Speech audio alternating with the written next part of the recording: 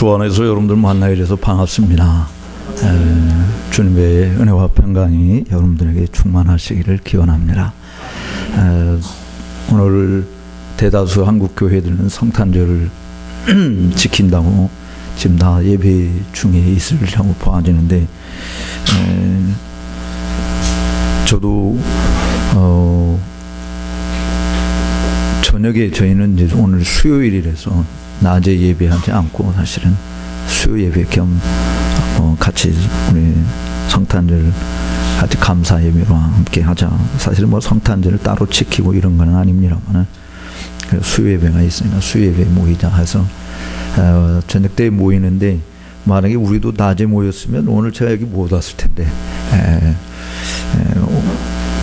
저녁에 모이게 되는데, 아마 이 안산에 있는 회복의 교회 하나님 가라고 시간을 바꾼 거 아닌가 하는 생각을 해봅니다.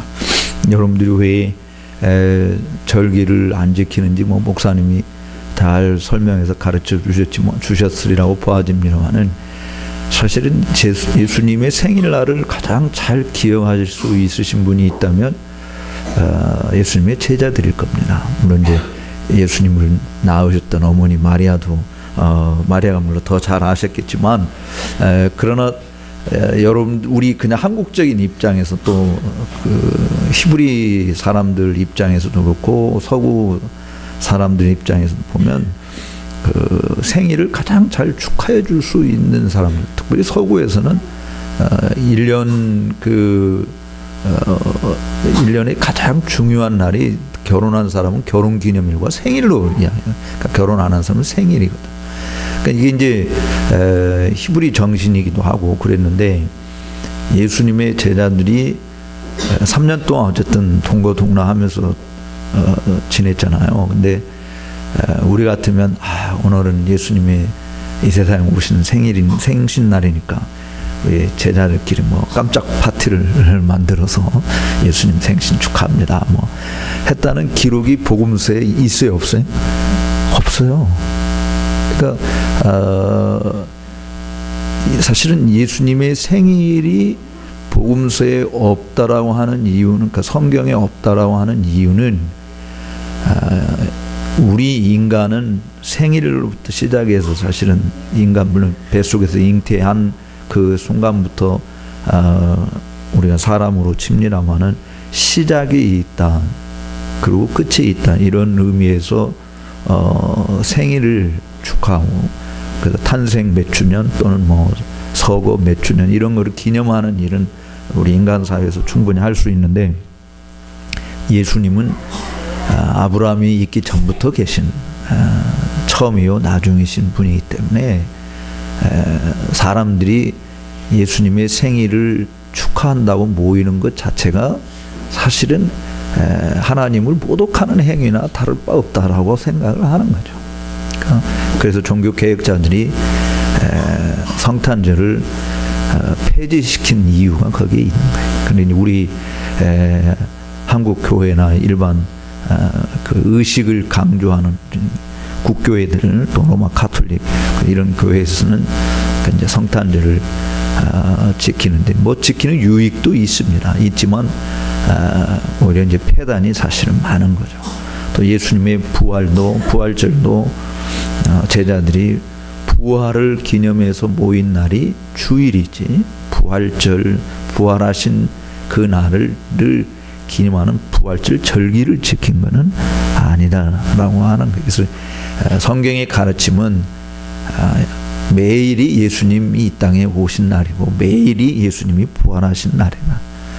이렇게 여러분들이 신학적으로 이해를 하면, 왜 회복의 교회가 성탄절을 안 지키나, 또 오늘 성탄절로 다 사람들의 인사가 메리 크리스마스인데 왜 그런 말도 안 쓰나, 뭐 여러분들이 또 그렇게 오해를 혹시 할 수도 있지 않을까 하는 생각, 뭐 잘 가르침을 받으셔서 오해는 하시지 않겠지만 그런 의미를 담고 있다라고 하는 것을 여러분들이 아시고, 절기를 안 지킨다라고 하는 것에 포인트가 있기보다는 예수님이 이 땅에 오신 것을 우리는 믿는다. 예수님이 부활하신 것을 믿는다. 그분은 영원부터 영원까지 우리 하나님이시다. 그래서 이것을 날마다 고백하는, 사실 예수님이 인간의 몸을 입고 이 땅에 오셨다라고 하는 게 얼마나 엄청난 사건인가라고 하는 것을 사실 우리들은 늘 묵상하고, 인간의 몸을 입고 이 땅에 와주신 그 주님께 정말 황궁무지한 마음으로 주님께 나아가서 경배하는 이런 일은 우리 신앙에 기본적으로 깔려 있는 것이어야 된다. 그냥 1년에 딱 한 번 지킴으로, 예를 들어서 예수님의 오신 성탄 노래를 부활절 때 부른다든지, 부활의 노래를 성탄절 때 부른다든지 하면 사람들의 생각이 뭐 어떻게 했어요? 저 사람이 좀 돌았나?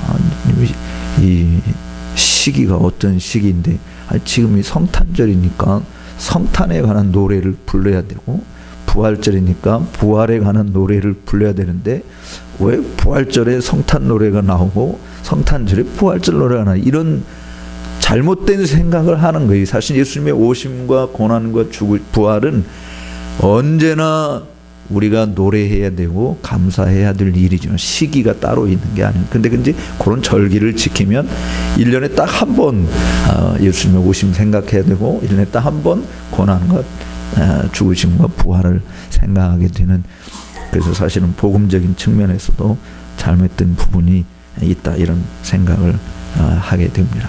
이 주장은 제가 한국교회에서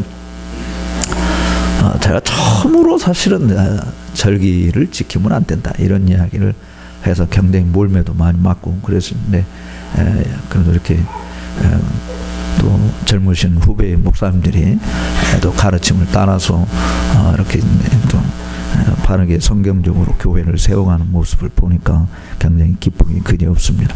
전 목사님 저는 개인적으로는 잘 몰랐지만 또 이렇게 개혁주의 교회를 하고 있는 모습을 보면서 정말 하나님께 감사하고, 오늘 이렇게 여러분들과 함께 개혁주의 신앙, 개혁신앙이 뭔가 이런 것을 함께 고민하는 시간을 가지게 돼서 너무 감사하게 생각합니다. 앞에서 소개해 주신 대로 저는 한국 개혁주의 강해 설교연구원이 아니라 개혁주의 설교연구원입니다. 그러니까 한국 개혁주의 설교연구원에서 여러분들에게 오늘 공짜로 진리의 깃발지를 한 권씩 나눠 드렸는데, 이 진리의 깃발지 나눠 드리는 것은 잘 읽어보라고 드리는 겁니다. 여러분 잘 읽어보라. 그러면 한 가지 더 원함이 있다고 한다면, 읽어보시고 은혜 받으시면 구독도 하시라고 하는 겁니다. 그러니까 지금은 공짜로 드리는 거지만 앞으로 계속 받아보시려면 좀 돈을 내시고 봐주십사 하고 그렇게 부탁을 드리고자 책을 사실 여러분께 드렸습니다. 이 책은 2달에 한 번씩 나오는 것이고요. 지금 벌써 20년이 됐습니다. 그러니까 지금 아마 여러분이 받은 게 124호인가? 그렇죠?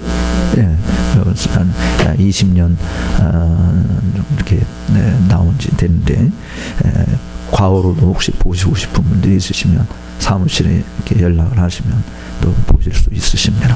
또 우리 회복의 교회가 영국에서는 이렇게, 이게 원래 이 잡지가 마틴 로이 존스 목사님이 처음 만드신 잡지입니다. 지금 영국에서도 계속 이게 발간이 되고 있는데, 제가 이제 20년 전에 한국판을 계약을 맺고 지금 내고 있는데, 이 1955년도에 이 잡지가 처음 마틴 로이존스 목사님과 이한머리 목사님 두 분이 이제 시작을 해서 냈는데, 그때 영국 교회가 거의 뭐 기사 상태에 있을 정도로 비참한 광경이 있었을 때, 사실은 로이존스 목사님이 옛 신앙으로 되돌아가야 된다.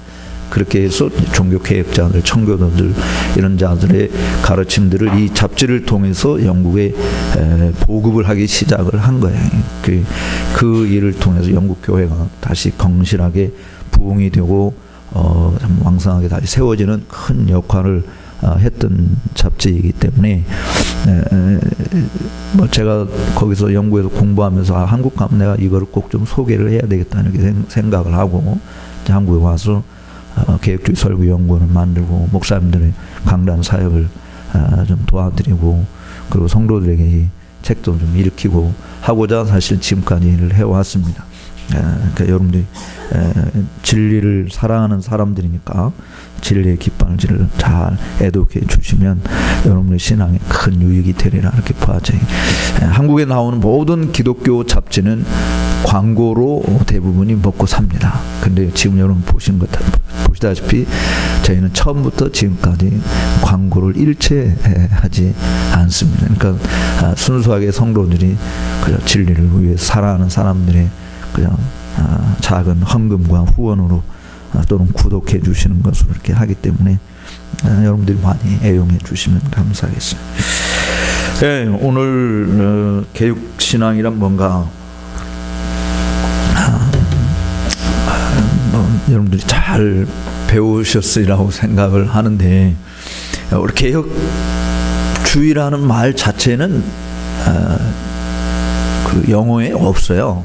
그래서 사실 이 이제 개혁주의라는 말이 왜 쓰여졌냐면 그 중국에서 처음에 기독교 신앙이 들어왔을 때 그 리폼드라고 하는 영어의 리폼드라는 말을 이제 중국에서 번역을 그 개혁주의로 번역을 해놓다 보니까 우리나라 사람들도 중국에서 먼저 신앙을 받아들였지 않습니까? 그래서 그 리폼드라는 말 자체가 개혁주의로 이렇게 번역이 한국에도 그냥 그대로 번역이 돼서 소개가 되었다 이렇게 이해를 하고 있습니다.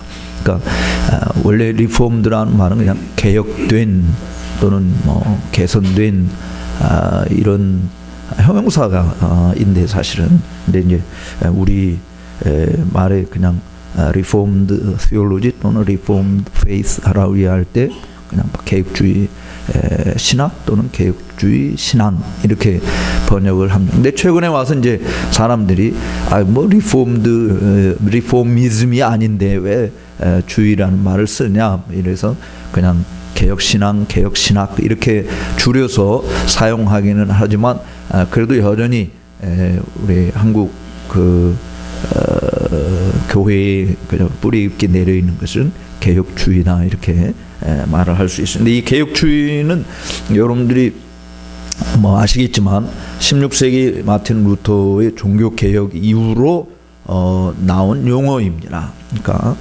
루터가 중세 교회의 로마 카톨릭의 부패와 타락을 지적하면서 교회가 정말 새롭게 갱신되기를 열망해서 종교 개혁을 시작을 했는데 그 이후에 개혁자들 사이에 사실 여러 충돌들이 생기게 됩니다. 다 함께 의견의 일치를 보았으면 좀 달랐을 텐데 의견의 일치들을 가르쳐주지 못했어요. 교회를 어떻게 개혁해야 되느냐, 성경에 충실하게 개혁해야 된다라고 하는 것이 소위 개혁파라고 불려지고 루터는 어쨌든 로마 교회의 제도 자체를 좀 개선하고 그리고 성경에서 가르치는 그런 특별히 이제 어떻게 인간이 구원을 받느냐라고 하는 부분 문제에서 이신칭의 교리를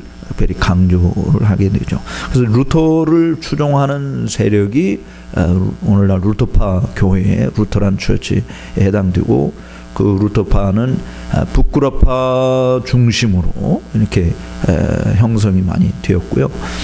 그러면 이제 루터와 대립을 했던 물론 많은 부분 일치하려고 서로 굉장히 노력을 기울였지만 결정적으로 이제 성찬론에서 이것이 내 몸이다 또 내 살이다 이렇게 번역한 그 부분에 대해서 루터하고 쯔빙글리하고 그러니까 쭈리 스위스의 저쪽 북쪽에 있는 쭈리에서 종교개혁을 했던 쯔빙글리하고 그 부분에 대해서 굉장히 논쟁을 벌였는데 루터는 그 로마 카톨릭 교회가 이야기하는 성찬에 그 화채설은 부정을 했지만 어쨌든 그 쯔빙글리는 상징설로 이야기하고 그 루터는 공제설을 이야기를 사실은 합니다. 그래서 기도하고 나면 주님의 이 떡과 잔이 실제로 떡과 잔이라 할지라도 그것은 그리스도의 몸이다, 그리스도의 피다 이렇게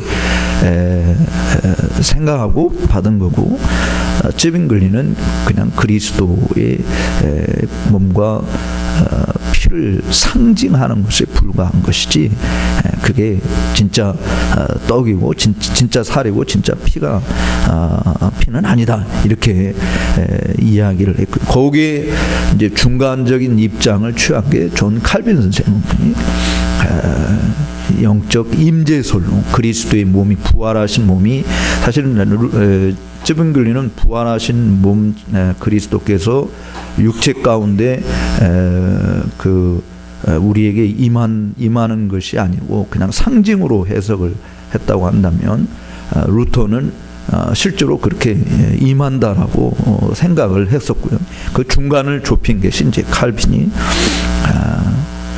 이거는 영적으로 임재, 그리스도께서 육체는 하늘에 계시지만 그의 영으로 이 떡과 잔에 함께 임하고 있다. 그래서 우리는 이제 영적 임재소를 이야기하는 것을, 칼빈의 가르침 또 쯔빙글리의 가르침과 함께 더불어서 스위스 남쪽과 유럽의 중부 지역, 남부 지역으로 이렇게 내려오는 그쪽이 소위 개혁파 교회라 이렇게 나눠진 거예요. 그래서 루터파와 다르다라고 하는 측면에서 개혁파 교회라고 하는 말이 사실은 생기게 된 것입니다. 그래서 오늘 우리 한국 교회는 그 영향으로, 그러니까 영국과 스코틀랜드, 그다음 미국으로 건너와서 미국에서 우리나라에 오기까지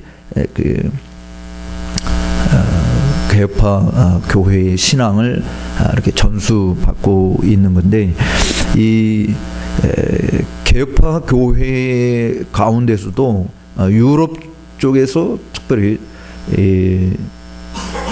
서구 유럽 쪽, 그다음에 중부 쪽에 있는 유럽파 교회에서는 하이델베르 캐티키즘, 도르트 신경, 또 벨직 컨페션, 이런 신앙 고백서들이 주를 이루고 있다면, 이제 스코틀랜드 와서, 잉글랜드 내려와서 여기서는 이제 웨스민스터 신앙 고백서를 주로 신조로 택해서 삼고 있습니다. 그래서 이 영미 계통에는 다 웨스민스터 신앙 고백서를 주로 삼고 있고, 화란을 중심으로 한 교회들은 하이델베르 캐티키즘을 주로 많이 활용을 하고 있습니다. 그래서 그 영미 계통의 영향을 받고 있는 우리 한국 교회도 장로교가 대체로 개혁파 교회에 해당되는 교회로, 외국에서는 리포음드 처치 하면은 사실은 개혁파도 있고, 우리 장로교도 있고, 침례교도 있고, 또 심지어 감리교 중에서도 칼비니스틱 메소디스트 처치, 물론 이 부분은 지금은 잘 안 쓰지만 18세기 조지 휘필드에 의해서 사실은 처음으로 칼비니스틱 메소디스트 처치라고 하는, 그러니까 감리교, 침례교, 국교회, 앵글리칸 내에서도 리폼드를 지향하는 사람들이 존재해. 그런데 이제 우리 한국에서 주로 리폼드라고 이야기하면은 그 리폼드는 주로 프레스비테리언 처치는 장로교를 중심으로, 그러니까 우리나라에서는 감리교나 무슨 침례교나 이런 데는 리폼드라는 말을 전혀 사용하지 않습니다. 그래서 장로교 신앙 하면은 개혁주의 신앙이다 또는 칼빈주의 신앙이다. 그래서 리폼드하고 칼비니즘하고는 인터체인지블한, 서로 상호 교환해서 사용할 수 있는 그런 용어로 여러분들이 이해를 하시면 좋겠다라고 생각을 합니다. 이 리폼드 교회의 그럼 특성이 뭐냐, 신학적 특성이 뭐냐, 보통 일반적으로 프랙티컬한 측면에서 여러분들이 많이 알고 있는, 보통 이제 여기 주보에는 그게 없습니다만은 보통 교회, 리폼드 교회에서는 이렇게 교회 표어를 하나님 중심, 성경 중심, 교회 중심, 이 세 가지가 아주 실천적인 측면에서 그 세 가지가 항상 이렇게 있어요. 그 이제 제가 속해 있는 우리 합동측 장로교회에서는 이제 주보에 항상 뭐 그런데 요즘에는 뭐 그것도 다 빼버린 교회들이 대부분 많이 있습니다만은 과거에는 다 그 주보에 그런 게 들어가 있습니다. 그래서 그 실천적인 측면에서 하나님 중심, 성경 중심, 교회의 중심이다라고 하는 부분. 요 부분은 어떤 의미에서 탄생이 되었냐면 중세 교회의 가장 특징이 사실은 하나님 중심이 아니라 인간 중심이었습니다. 인간 중심. 그 인간도 특별히 누구로 좁혀지냐면 교황 중심이었어요. 교황. 그래서 13세기 이노센트 3세 교황이 교황 무호서를 이야기하면서 사실은 이제 교황이 완전히 하나님을 대리해서 왕과 교회, 그러니까 국가와 교회를 같이 다 통솔하는 소위 울트라몽타니즘이라고 해서 교황권 지상주의라고 이렇게 이야기할 수 있습니다. 그래서 교황에 의해서 황제들이 막 세워지고 교황이 허락지 않으면 황제 즉위식도 못하는 뭐 이런 그래서 교황 인간 중심의 그 흐름이 사실은 중세 전역을 이렇게 휘감고 있었기 때문에 종교개혁자들은 아니다. 우리는 하나님 중심이다. 그러니까 하나님이 모든 영역에 있어서 주권자이시다. 하나님의 절대 주권을 강조하고 하나님의 영광을 위해서 살아가는 것이 인생의 가장 큰 목적이다라고 하는 것을 표방하기 위한 표어가 사실은 하나님 중심에서 우리 아까 145편 시편을 불렀습니다. 왕이신 주님, 하나님만이 우리의 왕이시다. 그래서 성경에서 말하는 대로 하나님은 만왕의 왕이시다. 또 만주의 주이시다. 이렇게 이야기를 하고 있지 않습니까? 그러니까 하나님 중심은 그런 로마 카톨릭과의 비교해서 대조되는 모습으로 인간 중심이 아니라 하나님 중심이 된다라고 하는 것과 그다음에 이제 개혁주의 신앙의 가장 큰 특징이라고 이야기하는 오직 성경, 솔라 스크립츄라는 이 부분인데 성경 중심이다라고 하는 이것은 중세의 교회가 교회의 전통 이것이 성경보다 더 우위에 있었습니다. 그러니까 교황권이 제일 높은 거고 그다음에 교회의 전통과 관습이 성경보다 더 우위에 있어서 성경이 뭘 말하느냐라고 하는 것을 듣기보다는 교회가 뭐라고 이야기하느냐라고 하는 게 더 중요한 것으로 자리를 잡은 것입니다. 그래서 그것과 반해서 우리는 성경의 가르침대로 행한다 해서 성경 중심이라 이런 이야기를 하는 거예요. 이게 우리의 모든 교회의 예배, 교육, 제도, 국가, 가정, 개인의 삶, 실제로 직장 생활하는 이런 모든 것까지 다 하나님의 말씀이 뭐라고 우리에게 교훈하고 있느냐라고 하는 것에 초점을 맞추는 것이 내 생각이 아니라 또 사회 간섭이 아니고 성경이 우리에게 뭘 말씀하고 있느냐라고 하는 부분을 다룰 때 그때 우리는 성경 중심이다. 그래서 성경을 정확무한 하나님의 진리로 그렇게 받아들이고 있는 것을 의미해요. 근데 사실 루터와 우리 루터주의와 칼빈주의의 차이점이 이 성경관하고도 굉장히 밀접한 관계가 있는데요. 루터는 이렇게 이야기를 했어요. 종교개혁을 하면서 성경에 기록되어 있지 않는 것은 교회가 이렇게 좀 하면 유익하겠다. 성도들한테 도움을 많이 되겠다. 라고 결정을 하면 임의대로 교회에서 사용할 수 있다. 이런 주장이었어요. 그러니까 성경에 없는 것들이 많잖아요.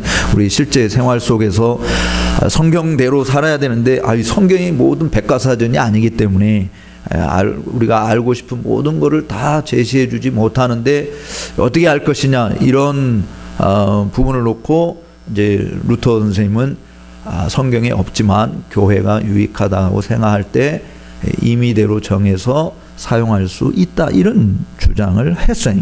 근데 거기에 비해서 이제 칼빈 선생님은 뭐라고 이야기했냐면 이렇게 말했습니다. 한번 저를 따라서 합시다. 성경에 기록되어 있지 않는 것은 성경에서 하지 말라고 한 법만큼이나 금지의 법이다. 그러니까 이제 루터와 칼빈의 차이가 뭔지 여러분들이 아실 거예요. 성경관에서. 그러니까 칼빈 선생님은 그렇게 이야기한 거예요. 성경에 없는 것은 성경에서 노라고 말하는 것과 같은 금지의 법이다. 그래서 여기서 이런 말을 하는 거예요. 성경이 가라고 하는 곳에 가고 성경이 멈추라고 하는 곳에 멈춘다. 이게 이제 우리 칼빈주의의 성경관이에요. 이거를 이어받은 가장 잘 이어받아서 정말 그렇게 성경대로 살려고 했었던 사람들이 누구냐면 퓨리탄들입니다. 그러니까 청교도들, 17세기의 영국의 청교도들이라 이렇게 이야기할 수 있는데, 이 청교도들은 이렇게 이야기했어요. 한번 저를 따라서 합시다. 성경이 침묵하고 있는 곳에서는 나도 침묵하기를 좋아하고,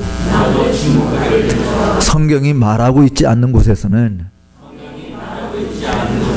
나도 들을 귀가 없다. 굉장히 멋있죠?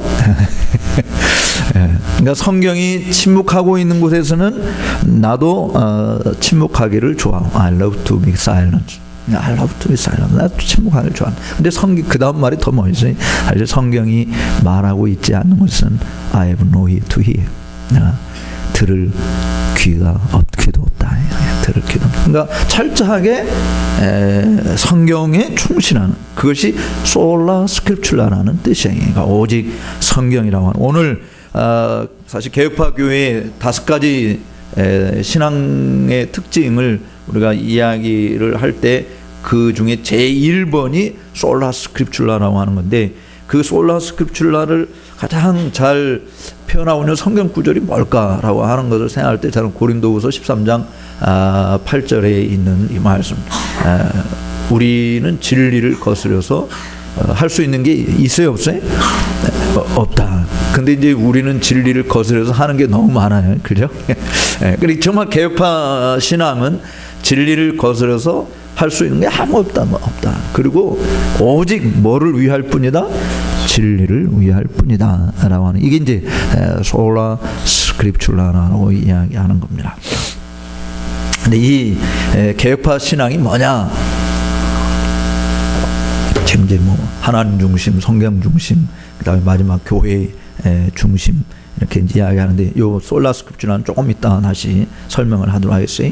그래서 그 세 번째 특징, 개혁파 신앙, 하나님 중심, 성경 중심, 그다음에 교회 중심이라, 이렇게.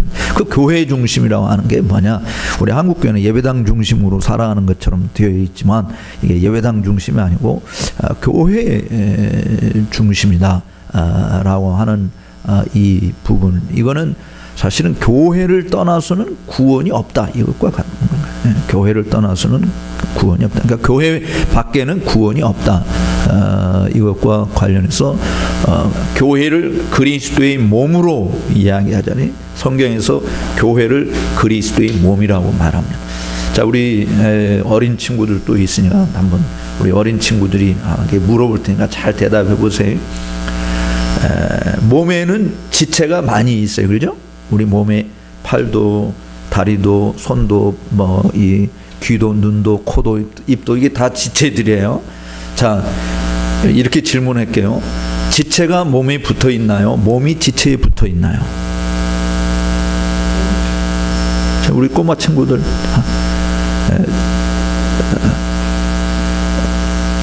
눈, 코, 귀, 입, 손, 발, 이런 게 다 지체라고 그러는데, 지체가 몸에 붙어 있는 거예요? 몸이 지체에 붙어 있는 거예요? 너무 어려웠나 지금?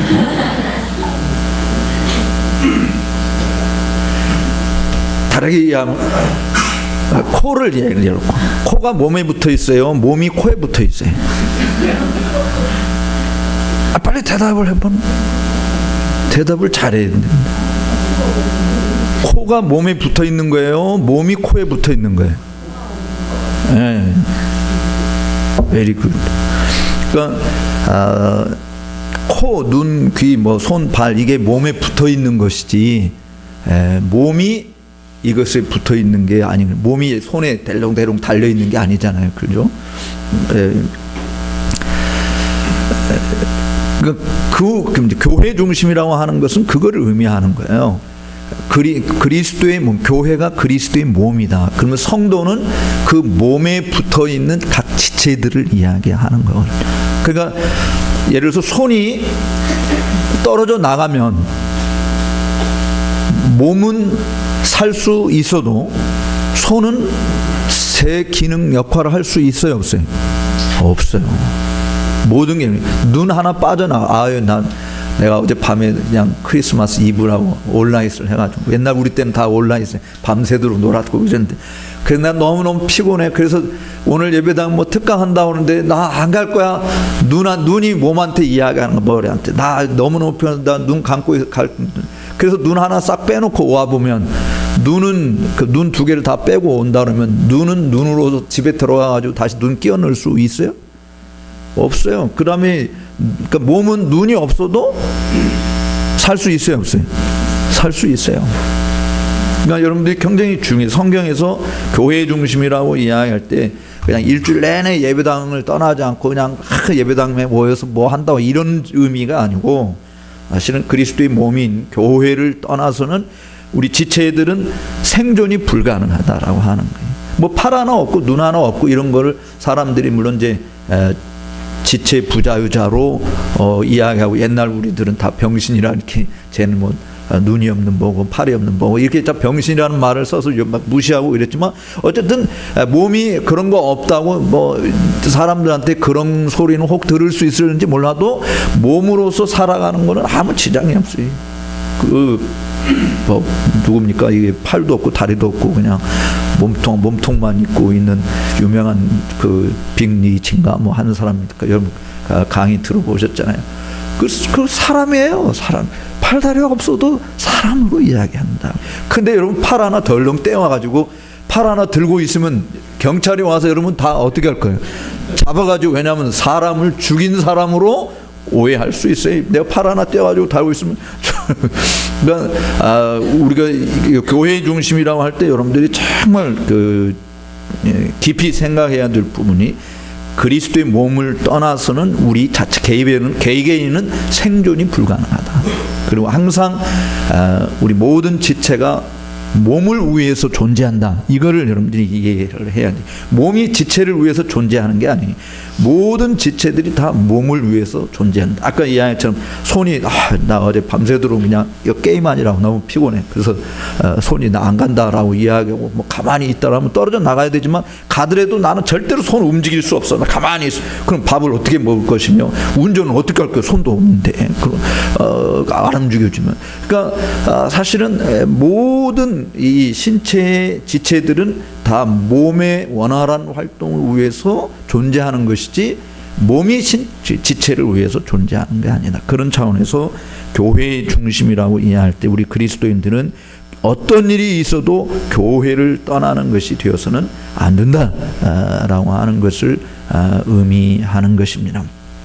요즘에는 지난번에 WCC에서 이야기하는 사람들의 이야기를 보면 웃기는 이야기인데, 이제 종교다원주의라고 하는 그런 게 있어요. 종교다원주의.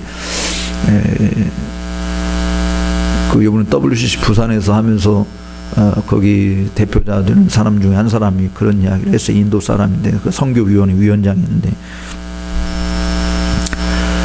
우리도 예수님이 구원이라고 믿는다. 우리는 그렇게 말하지 않습니다. 우리 개혁파에서는 우리는 예수님만이 구원의 길이라고 믿는다, 이렇게 말하는 거예요. 우리는. 근데 그 사람들은 그렇게, 우리도 예수가 구원이라는 것을 믿는다. 그러니까 예수님이 구세주라고 하는 거, 우리 그 예수님을 믿어야만이 구원받는다라고 하는 이 부분을 부정하는 것은 아니다, 이런 이야기예요. 그런데 그 다음 한 말이 되게 기가 막힌 말이에요. 그런데 하나님께서 다른 종교에도 구원의 길을 주시지 않았다고 무엇으로 단정할 수 있느냐, 이거는요. 그러니까 그 말은 다른 종교에도 구원의 길을 하나님이 주셨다라고 그렇게 믿는다 이런 이야기거든요. 그러니까 예수도 믿지만 여기에도 구원의 길이 있다라고 이야기하는 거예요. 그런데 성경은 우리에게 어떻게 가르쳐요? 내가 곧 I am the way 이렇게는 내가 곧 그 길이나 the way, the truth, the life. 그러니까 내가 곧 길이요 진리요 생명이다. 그리고 천하 인간에게 구원을 얻을 만한 다른 이름을 주신 적이 없다라고 성경이 이렇게 가르쳐 주잖아요. 그래서 예수님만이 유일한 구세주다라고 믿는 것이 그게 교회에서 이야기하는 기본적인 신앙인 것이죠. 그래서 교회를 떠나면 안 된다라고 이야기하는 거예요. 그래서 이제 그 시프리안 같은 교부는 뭐라고 이야기했냐면 이렇게 이야기를 했어요. 한번 따라서 합시다. 교회를 어머니로 모시지 않는 성도는 하나님을 아버지라 부를 수 없다. 네.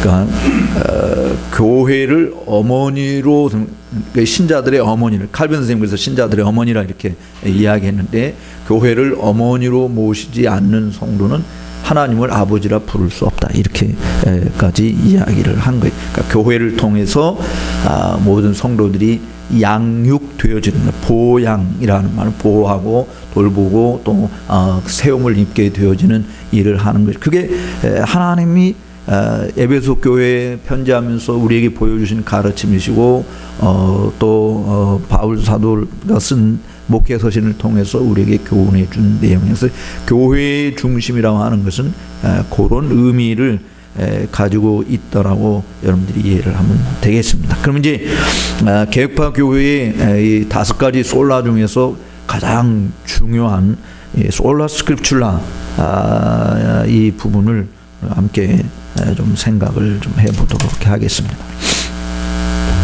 지금까지 이야기한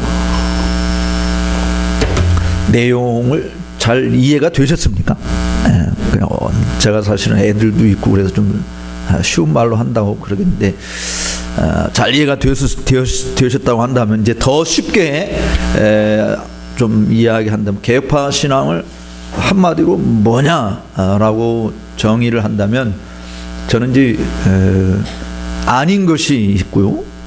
그러니까 네거티브한 측면에서 부정적인 측면에서 요거는 개혁파 신앙이 아니다. 그다음에 요거는 개혁파 신앙이다. 포지티브한 측면에서 이야기를 좀 드리면 먼저 아닌 것부터 이야기를 그러니까 2가지로 이렇게 이야기할 수 있어요. 우리 여기 고등학생 한번 손 고등학생. You are the only one. 오케이. 그 이방원 들어보셨죠? 이방원 역사책에서 조선을 건국한 그 이성계의 아들이 이제 이방원이잖아요. 그 이방원이 고려 말기의 충신인, 그러니까 그 당시 이제 고려를 없애고 이 조선을 세우는 과정 속에서 고려 말기 충신이 누가 있었냐면 여기 현대그룹하고 이름하고 비슷한 정몽주라고 하는 분이 계세요. 들어보셨죠? 네. 그 정몽주를 자기 편으로 끌어들이기 위해서 불렀던 시조가 있어요. 그 시조가 뭔지 기억나? 노. 이방원이 부른 시. 이방원이 부른 거. 네. 이방원이 부른 것이 이제 정몽주를 회유하기 위해서 자기 편으로 만들기 위해서 그래서 이제 부르던 시조가 뭐냐면 하여가라고 합니다. 하여가. 하여가의 내용은 이런 거예요. 이런들로 따리 저런들로 따리 만수산 두렁치기 얽혀진들 어따리 우리 함께 뒤섞여 한 500년 잘 살아보세요. 이게 이제 하여가의 내용이에요. 그러니까 개혁주의 신앙이 아닌 것은 뭐냐면 칼빈주의면 어떻고 알미니안주의면 어떻고 보수주의면 어떻고 진보주의면 어떻고 또 개혁주의면 어떻고 자유주의면 어떠냐 그냥 이것저것 뒤섞여서 한 500년 잘 살아보면 되지 뭐. 그러니까 요게 이제 개혁파 신앙이 아닌 거예요. 예? 개혁파 신앙은 아닌 게 이런 거 저런 거 다 아이고 뭐 오순절 주임은 어떻고 감리교 주임은 어떻고 뭐 칼빈 주임은 어때요? 그냥 이렇게 다 섞여서 교회 장사만 잘 되면 되지. 사람들 많이 모이고 예배당 크게 되고 헌금 많이 내고 이러면 되지 하는 게 이게 이제 하여가를 부르는. 근데 대세는 어때요? 조선 시대 나라를 건국하고 결국 왕의 자리에 오르고 하는 거는 다 누가 하느냐면 하여가를 부르는 사람들입니다. 여러분 이 세상에서 살아가는 처세술 자체도 하여가가 항상 대세를 이루고 있지 다른 게 있는 게 아니에요. 어디든지 다 그렇습니다. 그냥 꼬장꼬장 따지고 뭐 하면 안 돼. 근데 이제 그 하여가에 반대되는 게 아까 우리 고등학생 이야기한 정몽주가 부른 시조가 뭐냐면 단심가는 단심가. 그게 이제 저는 개혁주의 신앙이나 그렇게 보는 거지. 단심가 내용은 지금 한번 자 읊어봐 이제 아니까자. 그래. 네, 잇몸이 죽고 100번 고쳐 죽고 백골이 진토되어 넋이라도 있고 님을 향한 일편단심 가실 줄이 있어. 이제 고려도 이게 충신이니까 이 충신의 입장에서 자기의 님은 공민왕 하나밖에 없다 이거죠. 이성계가 자기의 님이 아니다. 내가 그 님을 향한 나의 충성을 변함을 수 없다. 그러니까 이제 우리 개혁파 신앙으로 따지면 그 님은 누구예요? 예수님이라는 예수님. 그 예수님을 향한 아까 고린도후서 13장 8절에 이야기하고 있는 대로 진리를 거스려서 아무것도 할 수 없다. 오직 나는 진리를 위할 뿐이다. 이게 우리 개혁주의 신앙이라 그런 이야기예요.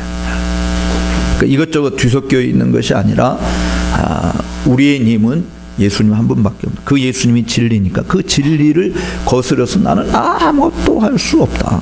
그 진리를 훼손하는 길에 내가 동참할 수 없다.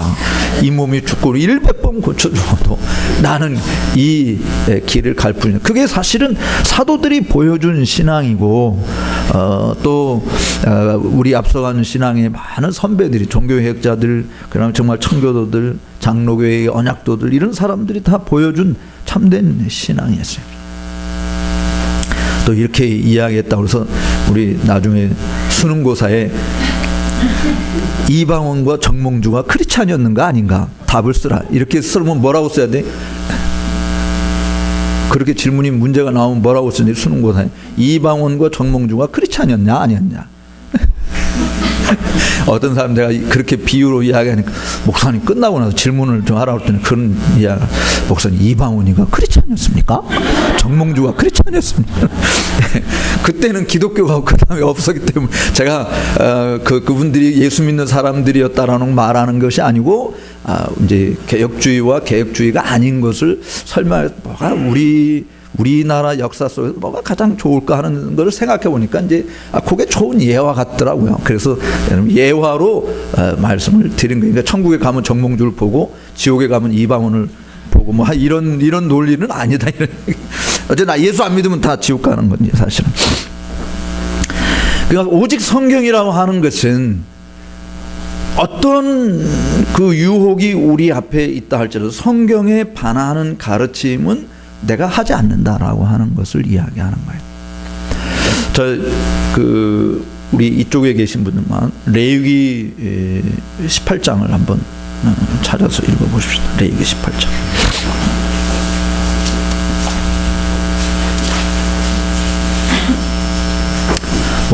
이쪽에 계신 분들도 찾아서 그냥 눈으로 읽으시고 여기는 소리로 입으로 읽겠습니다. 레위기 18장.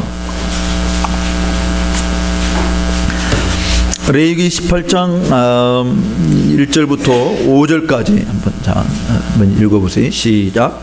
여호와께서 모세에게 이르시되 너는 이스라엘 자손에게 보여이라. 나는 여호와 너희의 하나님이라. 너희는 그 거하던 애굽 땅의 풍속을 듣지 말며 내가 너희를 인도할 가나안 땅의 풍속과 그대로 행하지 말고 너희는 나의 법도를 지키며 나의 규례를 지켜 그대로 행하라. 나는 너희의 하나님 여호와니라. 너희는 나의 규례와 법도를 지키라. 사람이 이를 행하면 그로 인하여 살리라. 아멘. 예. 이제 질문은 이쪽에다 할게요. 자, 지금 이스라엘이 이집트 땅에서 종살이하다가 이렇게 이제 해방을 받은 게 출애굽 역사인데, 이스라엘이 이집트 땅에서 몇 년 살았어요? 좀 더 정확하게? 더 정확하게? 약간 비스무리하지만 어쨌든 정확하게 하면 430년을 살았어요. 430년. 자, 이제 여기 읽으신 분들한테 질문을 합니다. 430년 중에 몇 년을 종살이 했을까요? 왜냐면 처음부터 종살이로 간 게 아니니까. 야곱과 그의 식구들이 요셉이 총리로 있을 때 가기 때문에 노예가 아니었어요. 그죠? 예. 노예가 아니었고, 어쨌든 요셉이 총리로 있을 동안에는 완전히 귀한 손님들로 대접받고 그냥 자유인으로 살았어요. 근데 몇 년 동안 종살이 했을까? 430년 중에. 요셉이 애굽의 총리가 되었을 때가 몇 살이었어요? 30살. 그죠? 요셉이 애굽의 총리가 되었을 때. 요셉이 몇 살에 죽었죠? 110살. 자, 그러면 이제 몇 년 동안 총리로 있었던 거예요? 80년을 총리로 있었어요. 총리. 그 사이에 이제 물론 그 흉년이 들고 그러니까 아주 그냥 그 대풍년이 들고 난 다음에 그 다음에 흉년이 들어서 2년째 이 아버지랑 형들이 와서 있었기 때문에 한 7년 정도 그거 다 포함해서 어쨌든 아버지랑 다 형들이 이주해 와서 요셉이 죽을 때까지 80년을 그곳에 사는 거예요. 근데 그 다음에 이제 출애굽기 보면은 요셉을 알지 못하는 새로운 왕이 등장을 해. 그러면 요셉을 알지 못하는 새로운 왕이 등장했을 때는 그 기간은 몇 년 정도 잡으면 될까요? 보통 한 세대 정도로 잡읍시다. 그죠? 한 세대 30년, 한 세대 30년 정도 잡아요. 그러니까 30년이 내가 지금 죽으면 이 30년이 지난 다음에 물론 나를 아직도 기억하고 있는 사람이 있을 수도 있겠지만 새로 왕이 등장할 때 저를 전혀 기억 못할 사람이 될 수 있다. 그런 뜻에서 우리가 한 세대를 보는 거예요. 한 세대. 뭐 더 될 수도 있어요. 그렇지만 일단 한 세대로 보면 아까 80년 동안 총리로 있었고 30년 한 세대로 보면 110이에요. 430년에서 110을 빼면 얼마지? 430년에 110을 빼면 320년. 그러니까 적어도 종살이는 최소한 300년 이상은 했다라고 볼 수 있어요. 그죠? 종살이. 그러니까 애굽의 땅에서 노예로 살아갔던 시절이 틀림없이 이 사람들은 한 300년 이상 정도 살았을 것이다. 그러면 이스라엘 백성들 몸속에 노예의 근성이 몸에 배어 있을까요? 자유인의 근성이 몸에 배어 있을까요? 노예의 근성이 배어 있습니다. 그 개콘에 보면 누리자 뭐 이런 거 나오던 누리자. 보였지. 그 평생 동안 뭐 하여간 식당에서 뭘 하는데 어떤 부자가 돼가지고 이제 좋은 식당에 가고 하는데 그 식당 그러니까 구멍가게 하듯이 하여간 뭐 가게 하던 그런 풍습이 거기 좋은 호텔 회장님이 됐음에도 불구하고 그런 습관이 나와요 안 나와요? 그 나오잖아요. 근데 이게 그냥 한 세대 동안 살았던 그런 것이 아니라 300년 이상을 노예로 살았기 때문에 그러니까 할아버지는 다 지금 노예인 거예요. 노예로 계속 이렇게 노예로 살아왔으니까 그 온통 이 사람들 속에는 노예 근성이 배어 있을 거라. 근데 이제 그 사이에 독립운동이 있었을까 없었을까? 우리나라 일제 36년 동안 일본 놈들 밑에서 막 이렇게 억압받고 이랬을 때 독립운동 하는 사람이 무지기수로 많았어요. 만주에서, 중국에서, 하와이에서, 미국 본토에서, 우리나라 국내 본토 안에서 그냥 얼마나 많은 사람들이 독립운동을 했어요. 근데 다 성공을 했어요, 못했어요? 안중근 의사가 총독을 하나 죽이긴 했어도 어쨌든 우리 스스로 독립을 쟁취했어요? 안 했어요. 외부의 힘으로 되어진 거예요. 근데 이 이스라엘 백성들은 300년 동안 넘게 종살이 하면서 독립운동을 전혀 없었다. 성경에 기록이 없으니까 독립운동 했다는 기록은 없으니까 우리는 뭐 구체적으로는 잘 모르죠. 그렇지만 독립운동을 벌였을 개연성은 충분히 있어요, 없어요?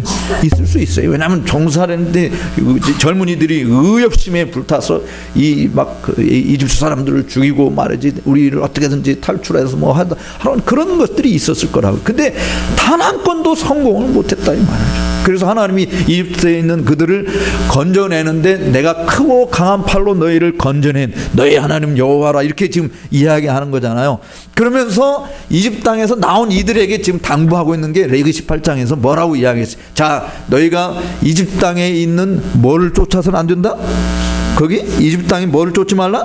풍속을 쫓지 말라. 그들의 유행과 풍속을 따라서는 안 된다. 그 다음에 너희가 앞으로 들어가서 살 가나안 땅에 유행도 따르라고 그래서 따르지 말라고 그랬어요? 따르지 말라 이렇게 이야기했어요. 그러니까 이집트에서 살던 사람들이 건짐을 받았습니다. 구원함을 받아. 영적으로 우리가 그리스도인이라고 이야기할 때 그리스도인들은 이 세상에서 하나님의 불러냄을 받아서 내가 예수 그리스도를 구주로 믿습니다. 그래서 누구든지 그리스도 안에 있으면 뉴 크리에이처라. 우리가 새로운 피조물이라 이렇게 이야기합니다. 새 사람이 된 옛사람은 다 벗어버리고 하나님을 따라 의와 진리의 거룩함으로 지음을 받은 새 사람을 입은 거예요. 그게 그리스도인이에요. 그러니까 지금 이집트 살다가 나온 이들에게 야 거기 유행 따라서는 안 된다. 또 내가 들어가서 살 풍습도 쫓아서는 안 된다. 그 다음에 하신 말씀이 뭐였어요? 내가 너에게 일러준 뭘로 살아라? 내가 너에게 일러준 뭐로? 규례와 법도를 듣고 지켜 그대로 행하라. 그리하면 너희가 살리라. 이렇게 이야기한 거예요. 그러니까 그리스도인이 그러니까 개혁파 신앙은 사실은 뭐 우리가 그냥 개혁파 신앙이라고 이야기하지만 성경이 우리에게 말해주는 것은 뭐냐면 진짜 그리스도인은 이 세상 유행과 풍습을 쫓아서는 안 되고 하나님이 우리에게 말씀해 주신 대로 듣고 지켜 행해야 된다 이거예요. 그 신약 성경에서는 이런 비슷한 말씀이 어디서 있을까요? 이쪽 쭉. 신약 성경에서는 지금 레위기 28장에 있는 말씀과 비슷한 말씀이 어디에 있을까요? 네. 바울 서신 중에 교황청이 있는 도시의 이름으로 되어 있는 성경 로마서. 자, 로마서 12장 1절 2절 같이 한번 찾아서 이쪽 줄 읽어보세요. 자, 로마서 12장. 저한테 뜨거운 물 좀 더 주시면.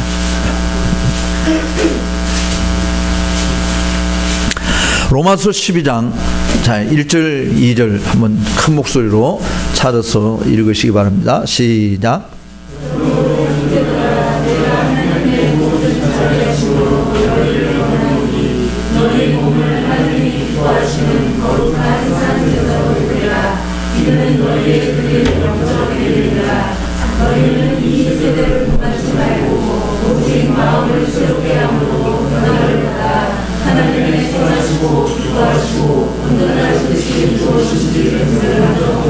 아멘. 예, 거기 보면 2절에 특별히 너희는 이 세대를 뭐하라? 본받지 말라. 나는 이 세대를 본받지 말라. 그러니까 우리가 예수 믿기 전에 살았던 방식대로 살면 안 된다. 또 이 시대의 흐름이나 유행을 따라가서는 안 된다라고 하는 하나님의 선하시고 기뻐하시고 온전하신 뜻이 무엇인지 분별을 하더라. 그 하나님의 선하시고 기뻐하시고 온전하신 뜻은 어디에 다 있어요? 성경 말씀에 다 있는 거예요. 그러니까 우리가 살아가야 될 삶의 원리가 뭐냐라고 이야기할 때 웨스민스터 신앙고백서에서 이렇게 해서 솔라 스크립처를 이야기할 때 이런 거예요. 한번 따라합시다. 성경은 신앙과 행위의 유일한 규범이다. 예. 그것을 이게 우리 지금 그 로마서 12장에서 말하는 거나 레위기 18장에서 이야기한 거나 같은 성경은 우리가 뭘 믿어야 되는지 또 어떻게 살아야 되는지를 규정해 주는 the sole rule, the Bible, the sole rule of faith and life. 그러니까 그 신앙과 행위의 유일한 규범이다. 그런 거예요. 모든 경계의 규칙이 다 있잖아요. 규칙이. 근데 이 신앙생활에 있어서 규칙은 여러 개가 아니다. 유일한 the sole rule, 유일한 규칙. 그 규칙이 바로 이 성경이다라고 하는 거예요. 그러니까 우리 그리스도인들이 정말 여러분들 명심해야 될 부분이 이건데 요즘에 교회 심지어 미국의 장로교회가 또 그러니까 USPCA 이런 교회, 또 심지어 PCA 교회 안에도, 그러니까 미국 장로교회 안에도 그런 거를 주장하는데, 하여간 특별히 교단 중에서 USPCA가 그런 짓을 했는데, 이렇게 바꿨어요. 제가 지금 우리 신앙 고백서에서 가르치고 있는 것은 The Bible is the sole rule of faith and life, 이렇게 이야기하는 건데, 이 사람들은 그거를 이렇게 바꿨어요. The Bible is a rule of faith and life.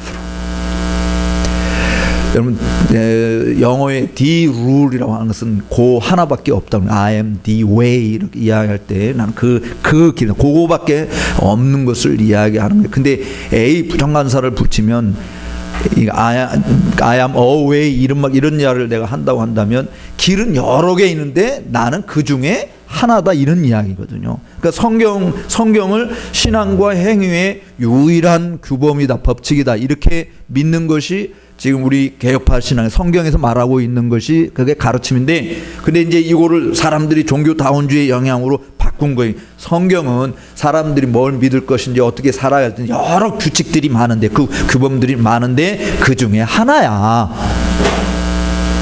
굉장히 무서운 사단의 술수가 있는 것이죠. 그러니까 그거는 성경의 권위를 완전히 훼손시키는, 그러니까 성경은 the supreme authority, 최상의 권위를 가진 책으로 보는 것이 아니라 다른 여러 권위 있는 책들이 많은데 그 중에 하나가 성경이다, 이렇게 이야기합니다.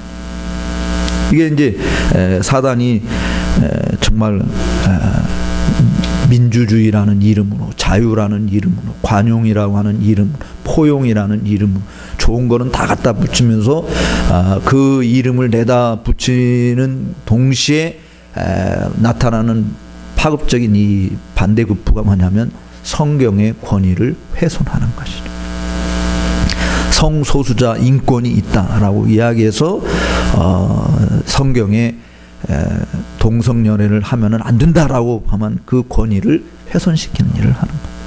그러니까 굉장히 좋은 말들을 이렇게 써서 진보주의자들이, 그러니까 교회 안에서도 자유주의를 주장하는 이런 진보주의자들이 그런 인권이라는 문제로, 자유라는 문제로, 포용이라는 이런 단어, 좋은 말들을 써서 사실은 훼손하는 게 뭐냐면 하나님의 말씀의 권위를 훼손시키는 짓을 하는 거예요. 우리는 이 부분을 굉장히 우리 조심해야 되는 겁니다. 그러니까 모든 성경은 디모데후서 3장 16절에 있는 것처럼 모든 성경은 하나님의 감동으로 된 것으로 교훈과 책망과 바르게 함과 의로 교육하기에 유익하다, 이렇게 고백하는 것이 우리 성경의 가르침이에요. 그런데 그걸 이렇게 바꿨어요. 하나님의 감동으로 된 모든 성경은 교훈과 책망과 바르게 함과 의로 교육하기에 유익하다. 뭐가 틀릴까요? 여러분이 가지고 있는 성경, 그러니까 모든 성경은 하나님의 감동으로 된 것으로 교훈과 책망과 바르게 함과 의로 교육하기에 유익하다라고 하는 것과 하나님의 감동으로 된 모든 성경은 교훈과 책망과 바르게 함과 의로 교육하기에 유익하다. What is the difference between the first and the later? 네? 그냥 말만 바꾸는 거지 뭐 목사님 그게 그거 아니에요. 똑같은 거 아니에요. 우리 성경에 있는 대로 모든 성경, 이 말은 창세기서부터 요한계시록까지 모든 성경은 다 하나님의 영감된 말씀입니다. 그래서 권위, 하나님으로부터 온 말씀이기 때문에 교훈과 책망과 바르게 함과 의로 교육하기에 유익한 것이다라고 이렇게 믿는 것이에요. 그런데 바꾼 거는 후반, 이거는 이런 뜻이에요. 하나님의 감동으로 된 모든 성경은, 이런 말은 창세기서부터 요한계시록까지 하나님의 감동으로 되지 않은 성경도 있다라고 하는 것을 전제로 말하는 겁니다. 무슨 말인지 이해돼? 그러니까 하나님의 감동으로 된 그것만 교훈과 책망과 바르게 함과 의로 교육하기에 유익한 거다, 이렇게 이야기하는, 그 말의 의미는 뒤집어서 보면은 이 성경 중에는 하나님의 감동으로 되지 않은 것도 있다라고 말하는 헛소리들을 하고 그것을 무섭게 숨기고 있는 것이라 이 말. 그러니까 우리들이 정말 진리를 분별한다라고 하는 거요, 이게 보통 어려운 부분이 아닌 거예요. 선생님이 필요한 이유가 뭐냐면 내가 혼자서 공부도 할 수도 있겠지만 선생님이 필요한 이유가 그게 있어요. 왜 하나님이 교회에 목사들을 세워서 성도들을 바르게 가르치도록 했는가? 여러분, 예수님께서요, 교회를 이 땅에 세우시고 그 다음에 하늘로 승천하시면서 교회에 남겨주신 딱 하나 선물이 있습니다. 교회에 남겨준 선물. 그게 뭡니까? 에베소서 4장에 보면 주님께서 승천하신 다음에 교회에 선물로 주셨다라고 하는 게 뭐냐면 사도, 선지자, 복음 전하는 자, 목사와 교사로 주셨으니 라고 이야기했어요. 다 이 5가지 유형의 기능들을 종합해 보면 다 뭐와 관련이 있는 겁니까? 사도, 선지자, 복음 전하는 자, 목사, 교사. 이게 다 뭐와 관련이 있는 거예요? 성경과 관련이 있는 거예요. 그러니까 교회에, 예수님께서 교회를 이 땅에 세우시고 교회에 주신 유일한 선물이 뭐냐면 에베소서 4장 11절에서 이야기하고 있는 말씀 선포자들이라고 하는 거예요. 말씀 선포자들. 근데 왜 주님이 그런 것을 주셨는가? 그 에베소서 4장을 여러분 쭉 읽어보시면 헛된 인간의 철학과 속임수에 넘어가서 그냥 요동치는 이런 일을 하지 아니하노, 오히려 그리스도의 몸에 붙어서 그 그리스도로부터 모든 양식을 배양받아 서로 상합하여 연합하여 그리스도의 몸을 온전히 세우게 하기 위함인데, 에베소서 4장 12절에 이런 말씀 전하는 자들을 세워주신 것은 바로 성도를 온전케 하며 봉사일을 하게 하며 그리스도의 몸을 세우고자 함이라라고 이야기를 한 거거든요. 그러니까 온전케 하는 이 일은 바로 지금 아까 디모데후서 3장 16절에서 이야기하는 모든 성령 하나님의 감동으로 된 것으로 교훈과 책망과 바르게 함과 의로 교육하기에 유익한 이는 하나님의 사람으로 하여금 온전케 하며 모든 선한 일을 행하기에 온전케 하려 함이니라. 그러니까 하나님께서 이 교회를 이 땅에 세우시고 그 교회에 주신 선물이 말씀을 다루는 자들인데, 그 말씀을 다루는 자들을 주신 이유는 성도를 온전케 하고 그리스도의 몸을 온전히 세우는 것인데, 그 방편은 말씀밖에 없다라고 하는 거예요. 그래서 디모데에게 편지하면서도 바울이 네가 하나님의 말씀을 옳게 분별하여 부끄러울 것이 없는 일꾼으로 인정된 자로 내 자신을 주께 드리기 힘쓰라라고 이야기하는 것입니다. 그러니까 선생님이 우리에게 필요한 목사 없이 그냥 우리가 성경 읽고 뭐 또 요즘에는 신학 책들도 많은데 책 읽고 하면 되지라고 생각하는 사람들이 많이 있을 수 있는데요, 그렇지 않아요. 제가 한번 이런 경험을 했어요. 저는 이제 역사 신학을 공부를 한 사람이라서 유럽에 이제 뭐 위그노들이라든지 뭐 하여간 이 종교 개혁자들의 그 유적지들을 이렇게 이제 뭐 이렇게 책을 통해서 이제 보고, 그래서 몇 년 전에 그 특별히 위그노들의 유적지를 찾아서 다니면서 이제 체코 어느 지역에 위그노들이 한 400여 명이 이렇게 몰살당한 그런 순교터가 있어요. 그래서 이제 그 지역을 찾아 운전을 해서 목사님들 단 2분하고 같이 이제 운전해서 찾아가서 그쪽 지역에 그게 위그노르들이 이렇게 순교를 당하고 묻혔다고 하는 그 역사적인 책의 기록은 있는데, 가서 그 지역에 가서 여기 인포메이션 센터에 들어가지고 이런 곳이 있는데 혹시 어딘지 아십니까? No one knows. 누구도 알지 못했어요. 또 그 비슷한 옆에 이제 그 자리 비슷한데 또 가가지고 물론 호텔에 있어서 그 호텔에 들어가가지고 역시 여기 400년 전에 이곳에서 위그노들이 순교를 당하고 그랬는데 혹시 그 장소가 정확하게 어디 있는지 혹시 아십니까? 들어본 적 있습니까? 그랬더니 그 호텔의 로비에 있는 아가씨인지 아줌마인지 잘 모르겠지만, 아니 우리 호텔에서 죽은 사람 없어요? 뭐 이러더라. 영어를 제대로 잘 못 알아들어가지고. 우리 호텔에서 사람 죽은 거 없는데 그런 소리 하시면 큰일 납니다. 우리 영업 방해됩니다. 이런 식. 그러니까 그 장소를 찾는데 3시간을 헤맸어요. 3시간을. 그래서 제가 그때 깨달은 게 뭐냐면, 정말 가이드가 있으면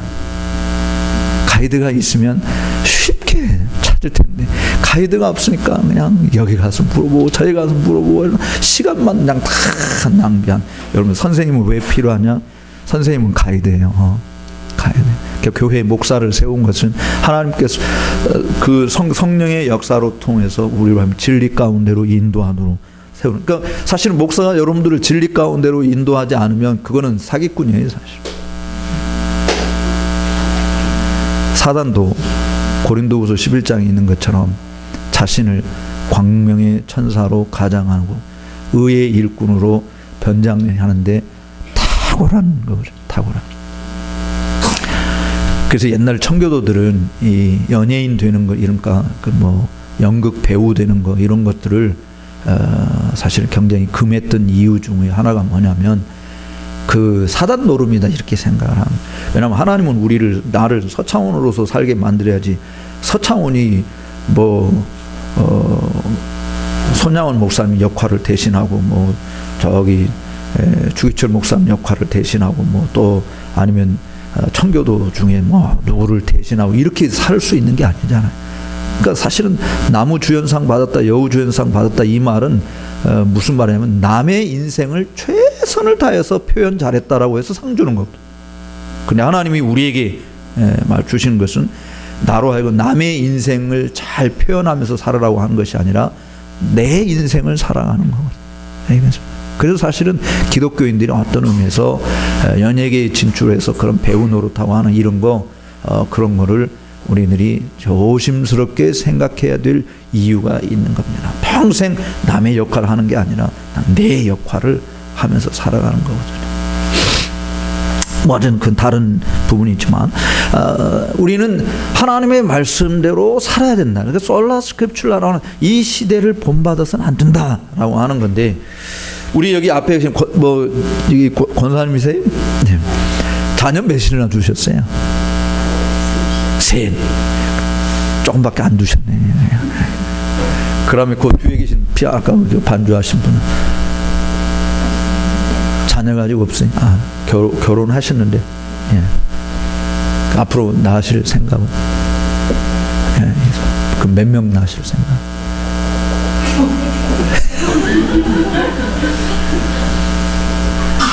여기 뒤에 그 아들 둘입니까 자녀가? 뒤에 왜 둘밖에 안 낳으셨어요?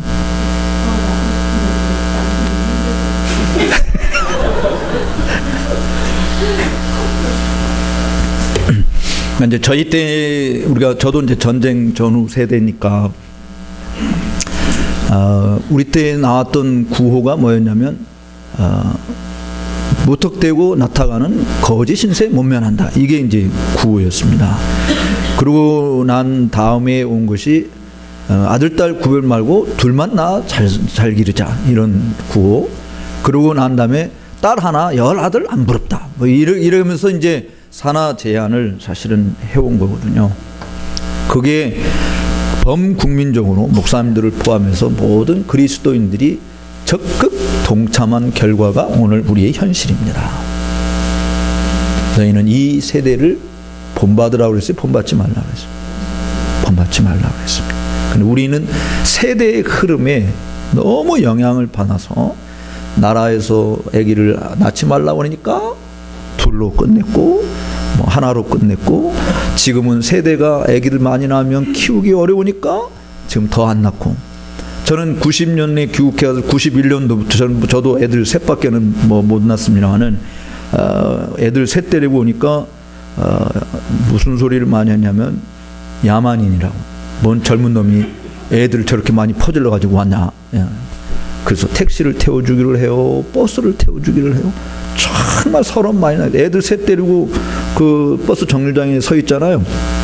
그러면 분명히 버스가 여기서 전 버스 출발할 때 여기 앞에서 딱 정류장에 섰는데 우리 애들 셋 데리고 딱 서 있으면 버스가 거기 서는 게 아니라 저 밑에 가가지고 손님들 내려주고 우리가 쫓아가면 그냥 가. 영국에서는 애들 셋 데리고 있으면 운전수가 내려와요. 내려와서 막내 애기는 자기가 유모차 있는 거 그거 들여다가 버스 안에다 다 이렇게 실어다 주고 그냥 그러고 난 다음에 참 애들 있으면 그냥 정말 대접해. 어디를 가든지 애들이 있으면 항상 VIP예요. 근데 이 대한민국에 오니까 완전히 천덕꾸러기는 그냥 보험을 들어주기를 하나 뭐를 해줘. 근데 제가 그때 애기 낳기 운동을 했으니까 그때 그러나 저보고 얼마나 사람 미쳤다고 그랬겠어요.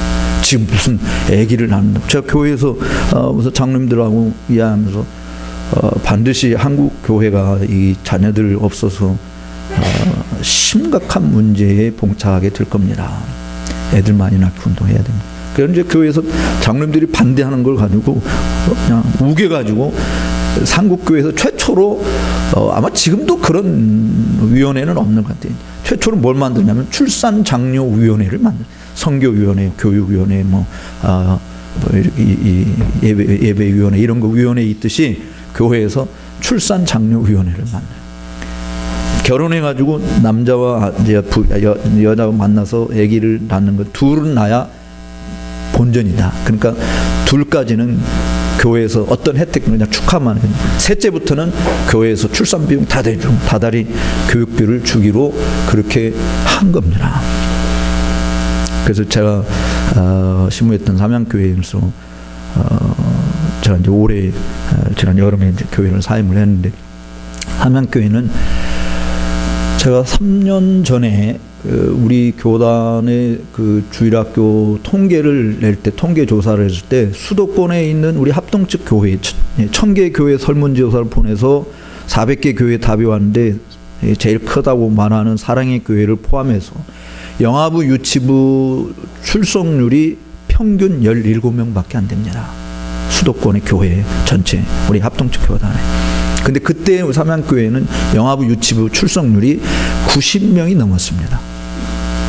교회가 큰 교회가 아니었는데.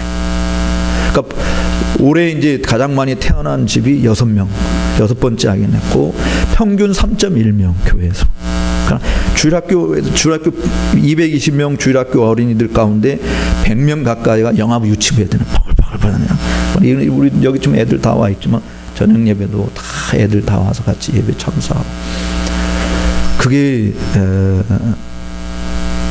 정말 하나님이 주신 그 애들 6명 낳고 5명 낳고 이런 사람들은 여기 세곡동 삼양동 골짜기에서 세곡동 얼마나 좋은 강남 땅 거기 보금자리 아파트 1등 순수로 당첨 딱딱 돼서 들어가. 그건 나한테 그냥 목사님 말 듣기를 너무 잘한다. 여러분 이 세대를 본받으면 안 됩니다. 성경이 뭐라고 말하는 아까 우리 아저씨 힘들다고 둘밖에 안 낳자고 그러는데 회개하셔야 돼요. 진짜 여러분들이 성경에는 그러니까 이렇게 한번 이야기 우리 여기 젊은 어린 친구들 이 땅에 사단의 씨로 번성케 되는 게 좋아요? 거룩한 씨로 번성케 되는 게 좋아요? 사단의 씨가 많아지는 게 좋아? 거룩한 씨가 많아지는 게 좋아요? 거룩한 씨잖아요. 근데 믿는 사람이 안 나버리면 자연히 사단의 씨가 많아지는 거지. 그러니까 지금 우리나라 심각한 게 2020년도에는 우리 대한민국을 모슬렘 국가로 만들겠다. 그 모슬렘들이 지금 모슬렘 선교사가 대한민국에서 2만 명이 넘게 활동하고 있습니다. 그 사람들의 정책이 일본 정책이 뭐냐? 한국 여자랑 결혼해서 애들 많이 낳아서 애들을 모슬렘 사람들로 만든다 그런 거거든요. 그 사람들은 부인들이 본국에 다 있어요. 있어도 법으로 하나 접촉이 안 되는 거예요. 왜냐하면 이슬람은 일부 다처제잖아요. 근데 하나님은 우리에게 일부 1처제밖에 허락을 안 해요. 그러니까 애들을 우리 예를 들어 사우디아라비아 왕실 가족만 3만 명이 넘습니다. 3만 명이 넘어요. 왕실 가족만. 그럼 부인이 예를 들어서 최고로 많이 두는 게 이제 4사람인데 하여간 3사람만 뒀다고 치더라도 3사람이 2사람씩만 낳아서 6명이 되는 거나 우리는 한 사람만 결혼해가지고 둘만 낳으면 벌써 4명이나 차이가 되잖아요. 4명이나. 그러니까 예수 믿는 사람은 애들 많이 낳아야 됩니다. 애들 많이 낳아서 애들을 하나님 말씀대로 잘 교육시키는 것이 그게 거룩한 씨로 번성해. 세상 방식대로 키우려고 하니까 돈이 많이 들어가고 그런 것이지 여러분 하나님 방식대로 키우면 돈 하나도 안 들어가요. 우리 어르신들 한번 물어보세요. 다윗이 어느 유치원 나왔어요? 영어 유치원 나왔어요? 다윗이 하버드 대학 나왔어요? 그런 거 없었어요. 그는 목동이었어요. 그럼에도 불구하고 하나님이 그에게 주신 지혜로 그가 쓴 시편 지금까지 엄청나게 많은 사람들이 그가 쓴 시편을 읽고 영혼이 소생함을 받는 일들이 있고 정말 위로받고 용기를 얻고 힘을 얻는 엄청난 위대한 일을 했잖아요. 우리 아이들 교육에 힘들어하시는 이 세상에서 정말 애들 키우기 힘들다고. 왜냐면 보통 한 사람 대학 보내고 이제 그 자녀 한 사람당 평균 대학 졸업할 때까지 들어가는 비용이 교육비가 1억이 넘는다며요. 1억이 넘는 엄청난 비용이 들어가는데 신명기 4장을 한번 펴봅시다. 신명기 4장. 우리 어린 친구들만 한번 읽어보도록 하겠습니다. 신명기 4장.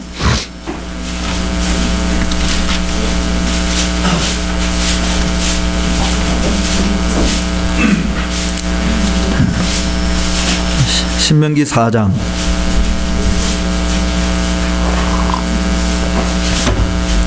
주일학교 어린이들만 한번 읽어보도록 하겠습니다. 4장 5절 6절만 같이 신명기 4장 5절 6절 주일학교 어린이들만 시작.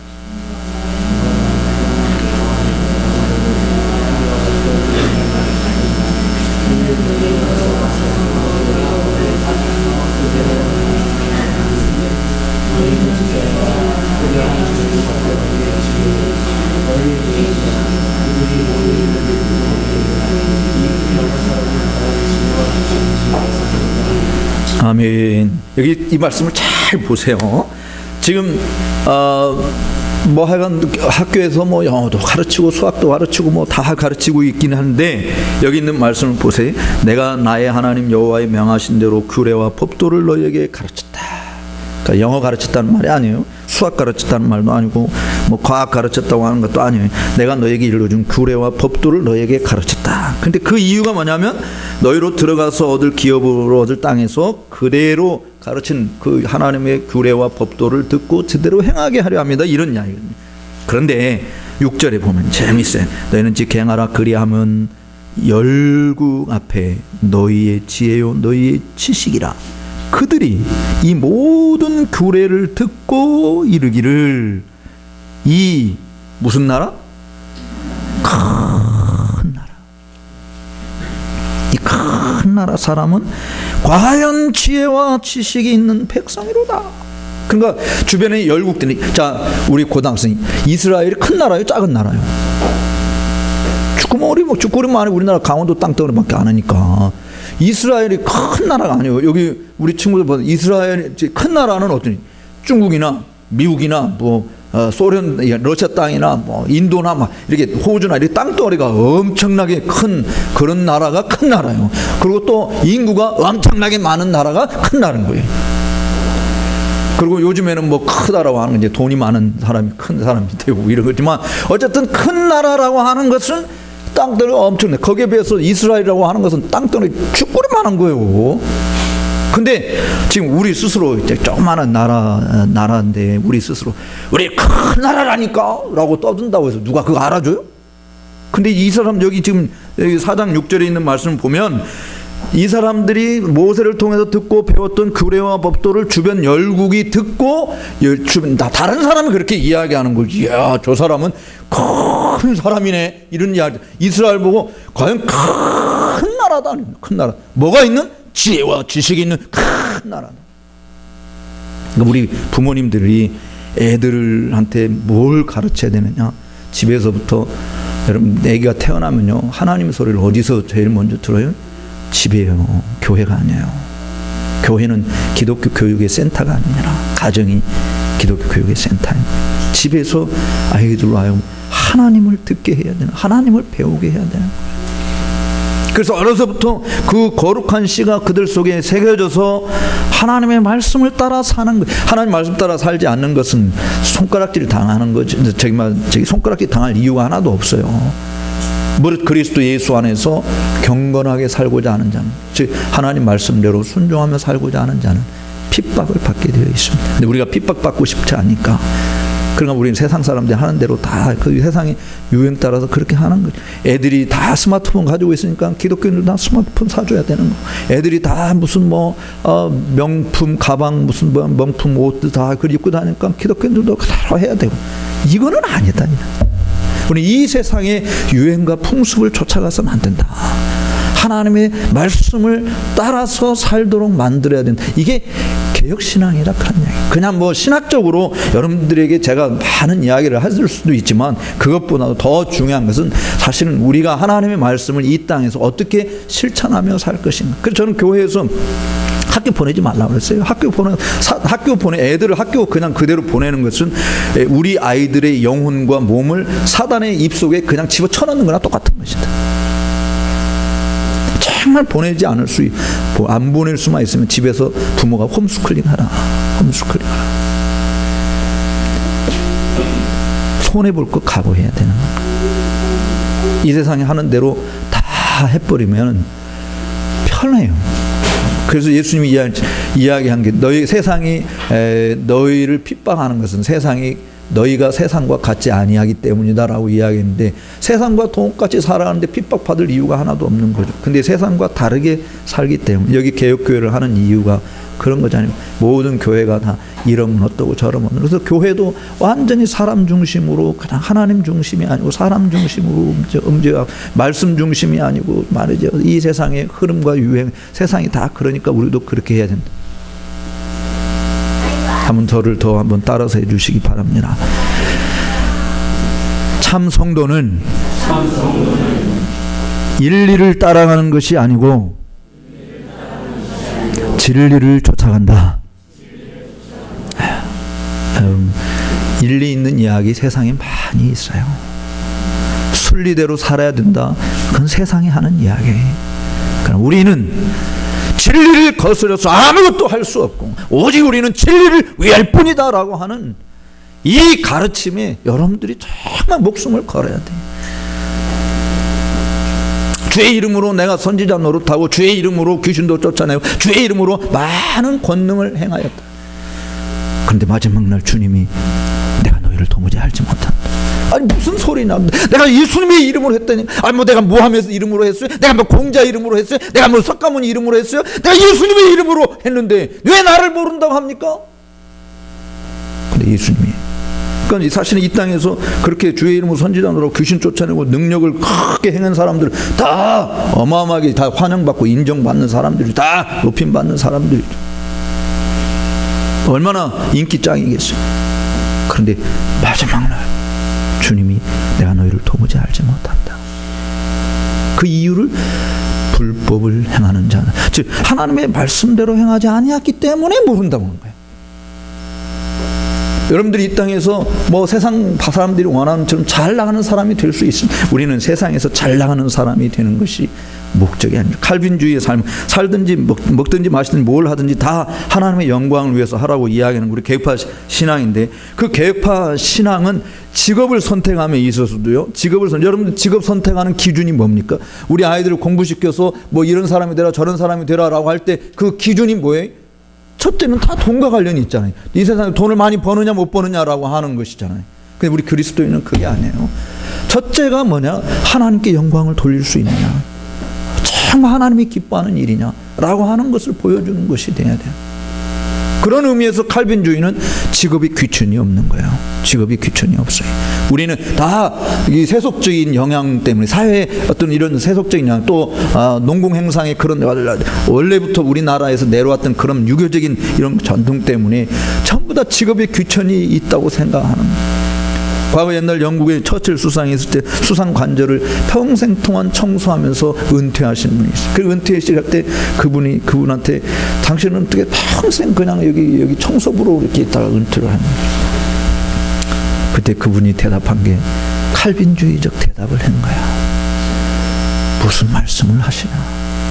나는 하나님이 만드신 지구의 한 모퉁이를 담당해서 그것을 관리하고 청소하는 일을 했다고 하는 것에 대한 큰 자부심이 있다. 그게 칼빈주의의 직업관입니다.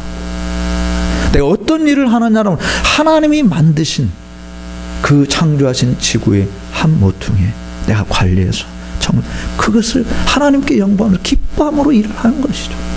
우리는 내 팔자가 내가 무슨 전생에 죄를 졌다고 내가 이런 남 뒤치다거리나 하고 청소하고 뭐 이런 걸 한다고 그건 기독교인들의 삶의 가치관이 아닌 것입니다.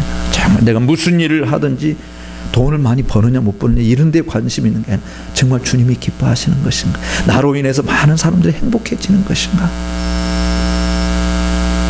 5,000명의 사람들을 그 돈을 내 주머니에 채우는 것이 아니라 나로 하여금 5,000명이 먹고 살게 만들어주는 것이 그게 기독교인이 가는 길이죠.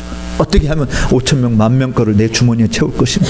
이거 우리 삶의 목적이 아니에요. 그러니까 칼빈주의라고 이야기하는 것 자체, 개혁파 신앙이라고 이야기하는 것은 정말 내가 살든지 죽든지 내 안에서 그리스도만이 존귀케 되는 진리를 거스려서 아무것도 할 수 없고 진리를 위하는 것뿐이다. 그런 의미에서 자녀들도요. 그럼 일찍 시집 가라고 그래야 돼. 딸들은 일찍 시집 가야 돼. 장가도 일찍 가야 돼. 일찍 가야 애들 많이 낳아요. 애들 많이. 늦게 가면 애들 많이 못 나요. 힘들어요. 힘들어. 정말 요즘에 손주들 보는 재미가 있는데 손주 말이죠. 저 목회하면 손주 자랑하지 말라고 하는데 진짜 자랑하지 말라고 하는 말을 하지 말아야 되겠더라고요. 얼마나 귀여운지 손주들. 무거워서 5분도 안아주기 힘들어요. 무거워서. 나이가 들면 애기 안아주는 것도 힘들어요. 애기 안아주는. 근데 젊었을 때 애기를 낳으면 힘이 있잖아요. 할머니 할아버지한테 맡길 생각하지 마.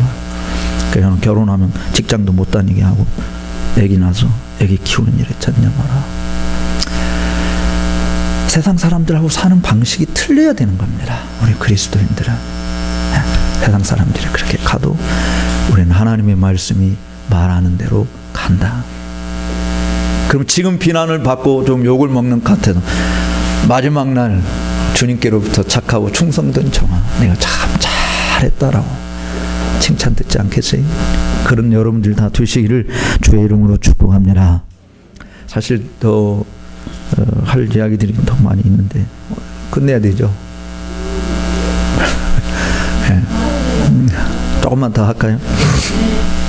조금만 더. 아니 또 가는 사람이 있어가지고.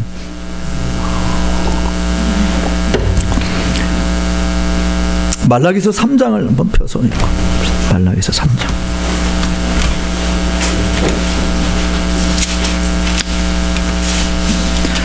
말라기서가 어디 있냐? 마태복음 앞에 있어요. 네. 마태복음 앞에 있는 말라기서 3장. 말라기서 3장 13절에서 15절을 왼쪽에 앉아 계신 줄에서 읽어주시고, 먼저 그부터 보십시오. 자, 13절에서 15절. 자, 왼쪽 줄에 계신 분들 한번 읽어주세요. 시작.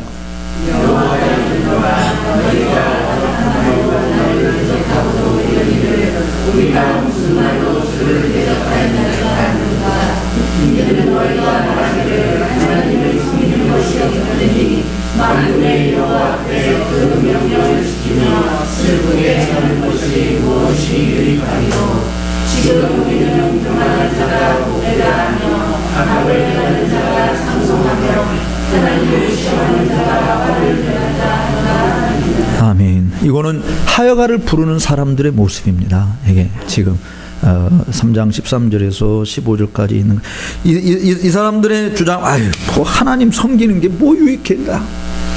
내가 이 세상의 죄악을 바라보면서 애통하면서 하나님이여, 의인들이 점점 사라지고 있고 경건한 자가 끊어지고 있습니다.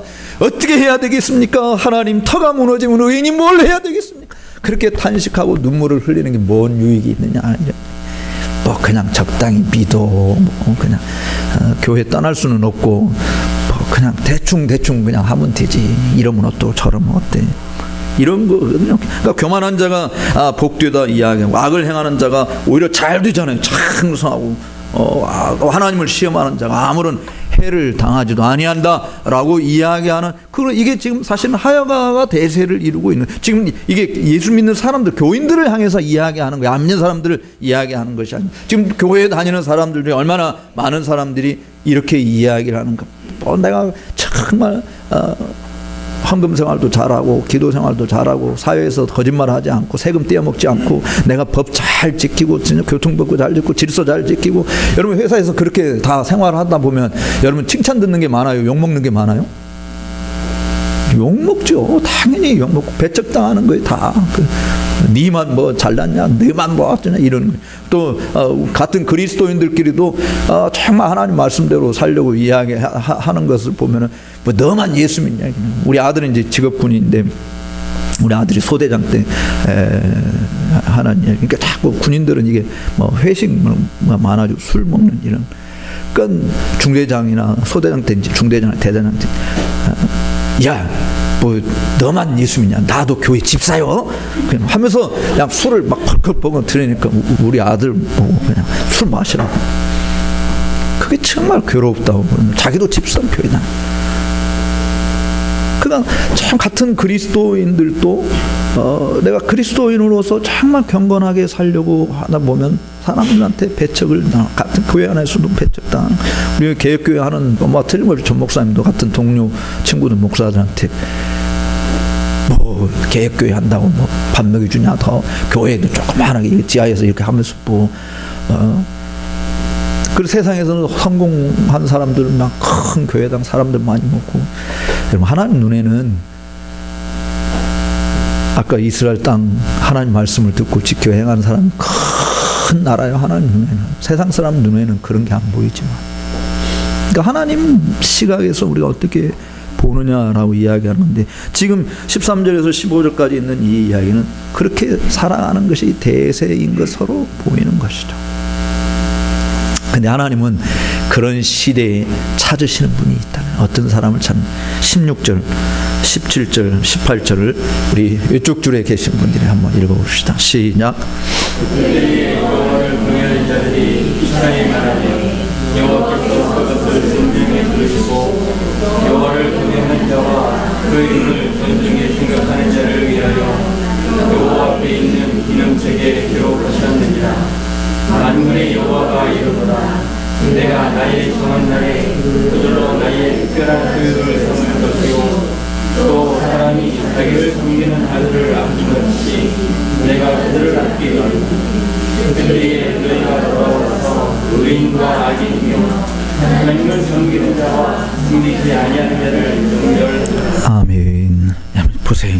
자, 16절에 보면은 그때라는 말로 시작해서 그때, 언제, 이 그때는 언제를 말하냐면 13절, 14절, 15절에 있는 이것이 대세를 이루고 있을 때, 그때 누가 지금 피차 모여서 이야기하는 겁니까? 누가? 여호와를 경외하는 자들이, 하나님을 신실하게 믿고 사는 사람들, 경외한다는 하나님을 두려워하고 그의 이름을 존중히 여기는 자들이. 자, 그 사람들이 모여서 서로 이야기를 나눴어요. 예를 들어서 전사모 목사한테, 목사님 어떻게 하면 좋아요? 사람들이 다 이렇게 말하는, 우리가 계속 이 길로 고수했다는 문 닫을지도 몰라요. 여기 사람들 누가 오겠어요? 시편 부르는 저 교회 누가 와요? 요즘 시편 누가 어느 교회에서 부른다고? 뭐 이제 이래가면서, 그래서 우리들도 자꾸 이렇게 합시다처럼, 성탄절 지켜야지. 성탄절도 안 지키고 뭐 하는 건, 이래가지고는 젊은이들 모을 수 있겠어요? 뭐 이런 식으로. 야, 그런 이야기 했겠어요? 여기 모여서 그런 이야기를 한 것 같지는 않아요. 왜냐하면 그런 이야기 했다고 한다면 하나님이 귀가 번쩍 뜨여가지고, 이야, 내 앞에 있는 기념책에 기록을 해야 되겠다, 이렇게까지 말하지 않았을 거예요. 여러분, 기념책에 기록한다라고 하는 것은 적어도 무엇 때문에 기념책, 하나님 가지고 계신 책이 세 권이라고. 그러니까 하나는 생명록이 있고, 하나는 행위록이 있고, 하나는 기념책이 있어요. 성경에 보면 이 세 권인데 그중에 기념책은 뭐겠어요? 여기 회복교회 기념책을 말한다고 한다면 길이길이 후대 사람들에게 기념이 될 만해서 정말 감동을 주고 교훈을 주고 하는 이런 사람들의 업적을 생각하고 기록하겠어요? 교회 해가 되고 그냥 교회 뭐 다 아무런 도움이 안 되고 그냥 욕만 먹이는 그런 사람들을 기념책에 기록하겠어요? 어떤 사람이에요? 교회에 유익한 사람, 아니면 해로운 사람? 교회에 유익한 사람. 그러니까 기념책에 기록은, 우리도 그냥 세상 사람들이 가는 전화선 만원처럼 적당하게 그냥 좋은 게 좋은 거 아니겠습니까? 그냥 가지요. 이렇게 말했다고 한다면 하나님은 그렇게 말하지 않았을 거예요. 근데 여호와 앞에 있는 기념책에 기록했는데, 이 사람들은 정말 오로지 하나님만을 섬기고 그의 이름을 존중히 여기는, 그게 하나님 경외하는 사람들의 모습이거든요. 그러니까 그 사람들을 위해서 하나님께서 기념책에 기록해 놨는데 뭐라고 말하냐면, 나이가 정한 날이 있다. 이 정한 날은 4장에 보면, 말라기서 4장에 보면 극렬한 풀무불 같은 날이 이른다. 요거는 이제 하나님의 대심판 날을 이야기하는 것이죠. 그 정한 날에 하나님이 뭐라고 그러냐면, 그들로 나의 특별한 소유를 삼을 것이요 또 사람이 자기를 섬기는 아들을 아낌같이 내가 그들을 아끼겠다. 우리 회복교회 성도 여러분들이 이 시대의 풍습을 따르지 말고 정말 솔라 스크립츄라, 사실 이제 다음에 기회가 있으면 이 솔라 피데, 솔라 그라티아, 솔루스 크리스토스, 그다음에 솔리데오 글로리아, 이제 이거 다 이게 다 개혁주의 신앙의 이제 표방인데 다음에 기회가 있으면 한 번 더 여러분들에게 나머지 부분들 이야기. 오늘 제가 사실은 솔라 스크립츄라만을 강조를 좀 하고 싶은 게 그거예요. 여러분 너무 우리는 성경을 무시해버리고 성경의 가르침을 따르지 않고 자꾸 일리 있는 소리 순리대로 살자 이런 이야기들을 너무 많이 하는 거거든요. 근데 우리 그리스도인들은 정말 진리를 거스르지 않고 살아갈 때 마지막 날 심판 날에 하나님께서 내가 불법을 행한 자 내가 너 모른다라고 쫓겨나가는 이런 자들이 아니라 오히려 하나님의 특별한 소유로 아끼는 자기 아끼는 아들처럼 아껴주고 그래서 의로운 태양이 떠올라서 그들을 여기 4장에 가보면 그 하나님을 경외하는 4장 2절에 내 이름을 경외하는 너희에게는 의로운 태양이 떠올라서 치료하는 광선을 발하니 무슨 치료냐면 말씀대로 사는 고난이 너무 많은 거예요. 핍박이 너무 많은 거예요. 정말 어렵고 힘든 일들이 많은 거예요. 그 모든 눈에 눈물을 다 닦아주고 가슴에 품었던 아픔들을 한순간에 다 씻어 내려가는. 그래서 외양간에 송아지가 기뻐 뛰는 것 같이 그렇게 뛰게 된 내가 정말 믿음을 짓겠더니 하나님께서 하늘에서 우리 주 그리스도와 함께 더불어 영원토록 거하게 되는 생명잔치에 참여하는 이런 놀라운 복이 여러분들의 것이 되기를 주의 이름으로 축복합니다.